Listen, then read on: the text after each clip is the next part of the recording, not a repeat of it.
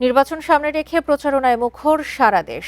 নির্বাচনের সভা, পথসভায় দলগুলোর নেতাদের বক্তব্যে উঠে আসছে গণতন্ত্র পুনরুদ্ধার, ভোটাধিকার নিশ্চিতকরণ, ব্যালটের মাধ্যমে রাষ্ট্র ক্ষমতা পরিবর্তনের কথা। নানা প্রতিশ্রুতি নিয়ে ভোটারদের কাছে যাচ্ছেন প্রার্থী সমর্থকরা। প্রচারণায় ব্যস্ত সময় পার করছেন বরিশালের প্রার্থীরা।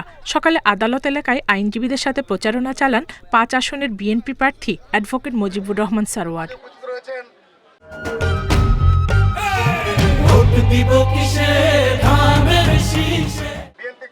পাবনা ৪ আসনে গ্রামগঞ্জের পাড়া মহল্লা থেকে শুরু করে শহরের অলিগলিতে গণসংযোগ করছেন প্রার্থী সমর্থকরা।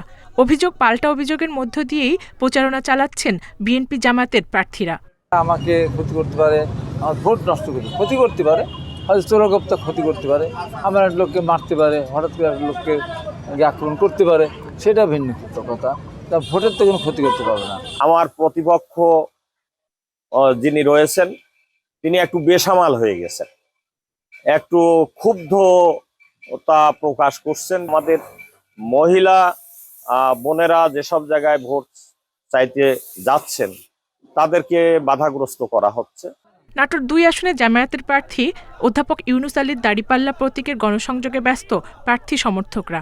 নেত্রকোনা ১ আসনে ব্যালটের মাধ্যমে রাষ্ট্র ক্ষমতা পরিবর্তনের প্রতিশ্রুতি দেন জেএসডি প্রার্থী বেলাল হোসেন।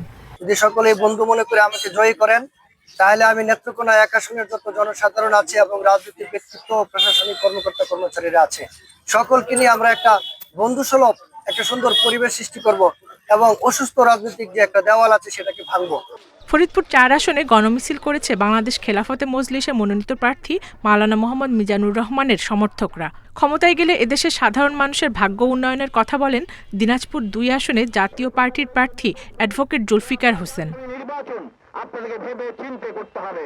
এছাড়া ফেনী, হবিগঞ্জ, চাঁদপুর সহ বিভিন্ন জেলায় প্রচারণায় ব্যস্ত সময় পার করছেন প্রার্থী নেতাকর্মীরা। Zulekha Parvin, independent news.